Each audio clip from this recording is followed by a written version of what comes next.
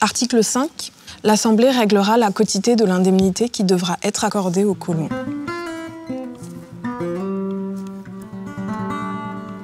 Depuis quelques années, Jessica Balgui, doctorante, travaille sur des registres peu étudiés par les historiens, la série K, déposée aux Archives nationales d'outre-mer. Ces documents répertorient des milliers de personnes ayant été indemnisées suite à l'abolition de l'esclavage en 1848. Ces dédommagements concernent seulement les anciens colons pour la perte de leurs esclaves.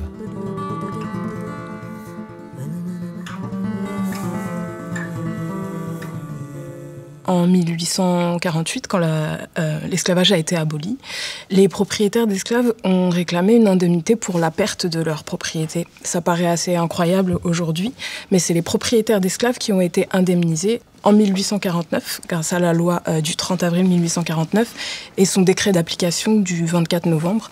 C'est donc 126 millions de francs qui ont été attribués à tous les propriétaires d'esclaves dans ces colonies. Les enjeux de l'indemnité coloniale sont multiples. D'abord, pour les propriétaires d'esclaves, l'enjeu principal, c'est d'avoir des liquidités pour pouvoir payer ces nouveaux ouvriers anciennement esclaves qui vont maintenant réclamer des salaires. Donc il faut, pour les propriétaires, avoir de l'argent pour pouvoir les payer.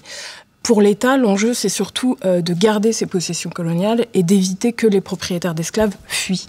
Donc, indemniser les propriétaires, c'est s'assurer qu'ils vont rester dans les colonies et que donc l'État français va pouvoir conserver ces colonies.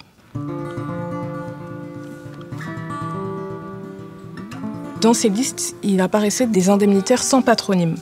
Et quand on connaît un petit peu l'histoire des Antilles françaises, on sait que les personnes qui apparaissent sans patronyme sont presque à coup sûr des libres de couleur. Donc les libres de couleur, ce sont tous les affranchis ou leurs descendants, affranchis avant l'abolition de l'esclavage de 1848, et leurs descendants qui soient noirs ou métissés, et qui, du coup, avaient un statut libre dans les colonies, et qui, parfois, pouvaient posséder des esclaves, et qui donc apparaissent dans ces listes, parce qu'ils ont eux aussi reçu une indemnité coloniale, parfois pour un esclave, parfois pour plusieurs. Voilà, ça c'était une découverte surprenante. Contrairement à ce qu'on s'imagine, les propriétaires d'esclaves en 1848 ne sont pas tous des hommes blancs, fortunés. Voilà, on trouve des femmes, on trouve des libres de couleur, on trouve des gens avec un esclave. Voilà, donc en fait, ça remet un petit peu en question l'image qu'on se fait de cette indemnité coloniale et de cette période abolitionniste.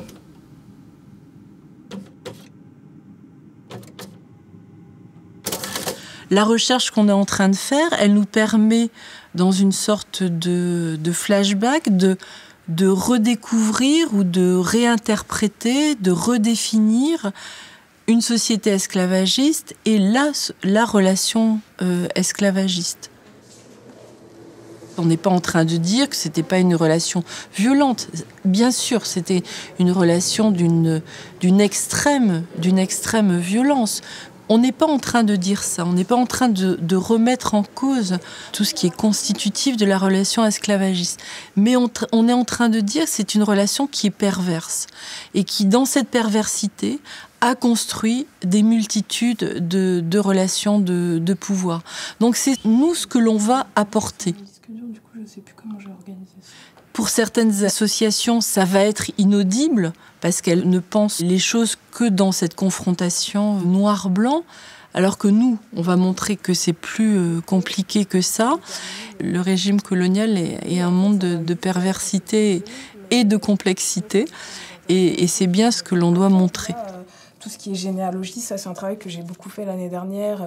Je pense qu'il y a déjà un certain nombre de résultats qu'on va établir qui ne seront pas très congruents avec certaines revendications. Mais bon, le chercheur n'est pas là pour faire plaisir, ou pour conforter des revendications. Le chercheur, au contraire, il est là pour complexifier les analyses et complexifier un discours. En 2006, le gouvernement de Jacques Chirac décide de la création du premier centre international de recherche sur l'esclavage.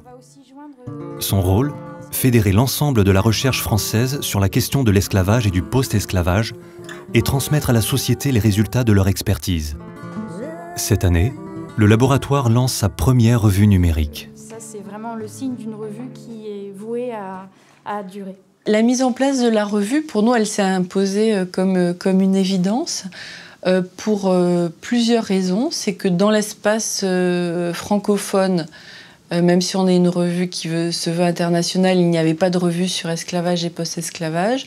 Ça, c'est une première raison. La deuxième raison, c'était qu'on avait envie de transmettre aussi notre positionnement de chercheur. Le chercheur ne doit pas être enfermé dans sa propre sphère académique et sur des questions considérées comme sensibles, c'est-à-dire ayant des échos dans le contemporain et des échos sociaux et politiques. Il est nécessaire que les chercheurs apportent des éléments à ce débat et à cette discussion qui est beaucoup plus large et qui dépasse largement le monde académique. Si la question des dédommagements monétaires des descendants d'esclaves reste encore en suspens, des politiques de réparation symbolique, mémorielles et éducatives sont menées en France ces dernières années. La science aujourd'hui se révèle être un acteur clé pour clarifier l'histoire, une indispensable passerelle entre la société et son héritage.